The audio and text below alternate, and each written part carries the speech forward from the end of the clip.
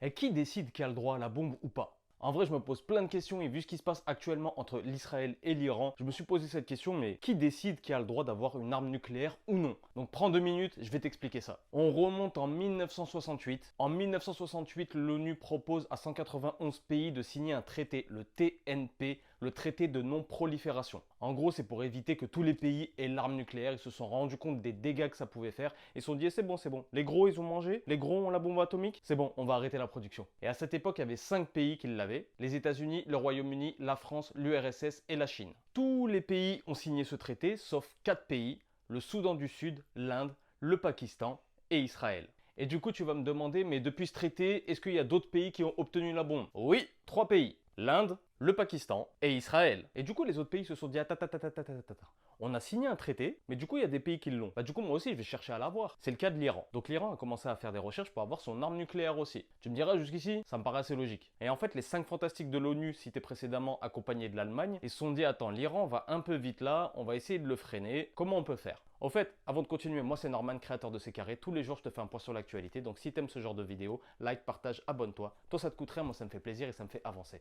Donc en 2014, ils sont rentrés en négociation avec l'Iran et ils ont dit à l'Iran, écoute, on t'a mis plein de sanctions financières, on t'a mis plein de restrictions, on les lève. On lève les restrictions, on lève les sanctions. Par contre, toi, t'arrêtes d'essayer de trouver l'arme nucléaire. L'Iran a réfléchi et s'est dit, vas-y, vas-y carré, on fait ça. Bon, ils l'ont pas dit comme ça, hein, mais ils ont dit vas-y carré, on fait ça. Et ça, je t'ai dit, c'était en 2015. Qui était président en 2015 des États-Unis? Barack Obama. On arrive 3 ans plus tard, en 2018, et c'est Donald Trump qui est président. Et Donald Trump se mange un petit coup de pression par Israël, qui dit attends, votre accord que vous avez signé là, ça compte pas du tout les questions régionales, donc pour Israël, entouré par la Syrie, par le Liban et par l'Iran, et les questions des armes balistiques de Téhéran. Et du coup, Donald Trump, il dit ok Benjamin, j'arrête tout. Donc Donald Trump, il a recontacté l'Iran et il a dit tu sais quoi là, notre accord, tu l'oublies et je te remets les sanctions financières. L'Iran a dit c'est comme ça.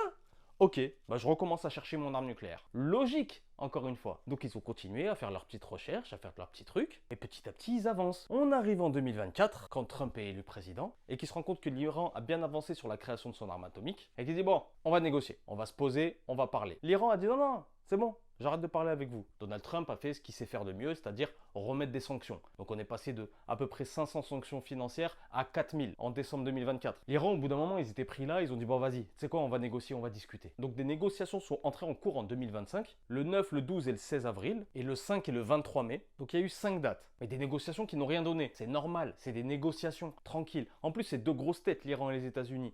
Donc faut être patient, tranquille. Mais un pays qui est pas patient là, c'est Israël. Et du coup, le 12 juin, donc une quinzaine de jours après la dernière date de négociation, tu sais quoi, j'en ai marre. Et ils ont bombardé l'Iran.